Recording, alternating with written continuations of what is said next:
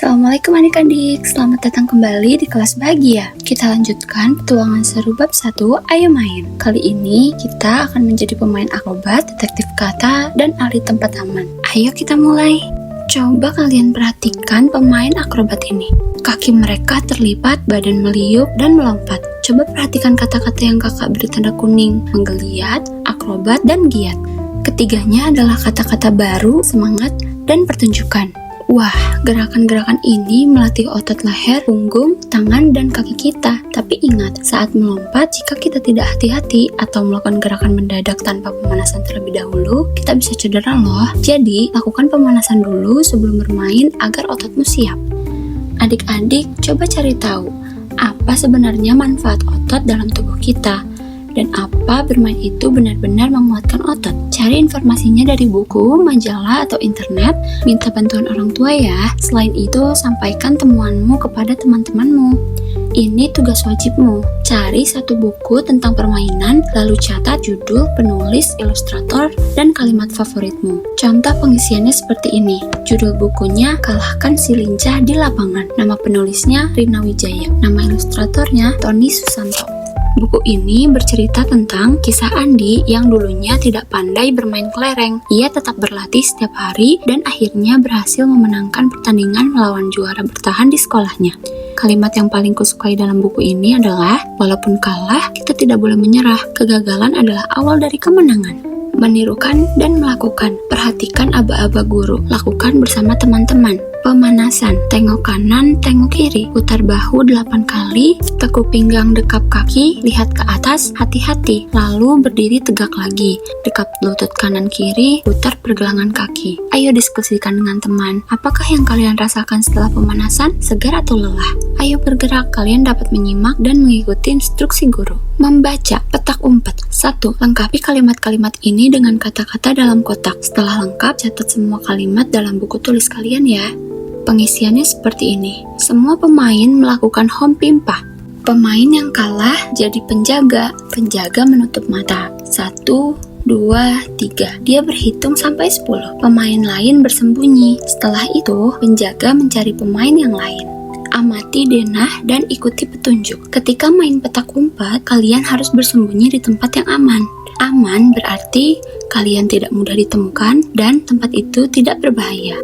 Perhatikan gambar denah ini. Beri tanda checklist pada tempat yang aman, beri tanda silang pada tempat yang berbahaya. Kosakata. Denah adalah gambar yang menunjukkan letak kota, jalan, tempat, dan sebagainya. Berdiskusi.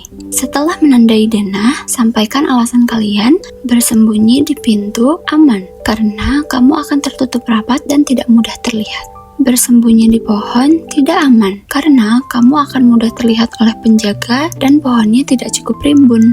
Bersembunyi di kolam tidak aman, karena tempat itu berbahaya, beresiko basah, dan bisa tenggelam. Tanyakan kepada teman-teman, di mana tempat yang aman untuk bermain, di mana tempat yang berbahaya untuk bermain. Setelah itu, buat tabel seperti ini di dalam buku tulis dan isilah. Pendapat teman-temanku, tempat yang aman untuk bermain yaitu di bawah meja besar, di belakang gorden panjang, di balik semak-semak rimbun, di dalam lemari kosong. Lalu, tempat yang berbahaya untuk bermain, di dekat listrik atau stop kontak, di tempat yang gelap atau tertutup, berisiko tersandung, di atas genteng atau tangga tinggi, dan di dapur saat ada api. Waktunya teka-teki, cek jawabanmu di layar.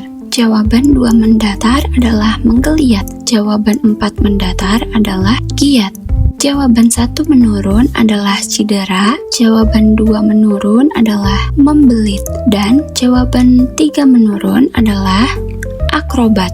Setelah menjawab teka-teki ini, kalian akan menemukan arti kosakata yang pernah kalian pelajari. Masukkan kosakata dan artinya ke dalam kamus kotak sesuai dengan petunjuk guru. Menulis, lakukan sesuai petunjuk. Tulislah sebuah cerita, tuliskan cerita singkat tentang permainan kesukaan kalian. Kalian boleh menggunakan panduan ini. Kalian juga boleh menulis dengan cara sendiri. Contohnya seperti ini. Apa nama permainan kesukaan kalian? Yaitu lompat tali. Mengapa kalian suka permainan itu? Karena permainan ini sangat seru, membuat badan sehat, dan melatih kelincahan kaki. Dengan siapa kalian memainkannya? Aku selalu memainkannya bersama teman-teman dekatku, yaitu Sinta dan Riko. Di mana kalian memainkannya? Biasanya kami main di lapangan sekolah saat jam istirahat atau di halaman rumah Sinta yang luas.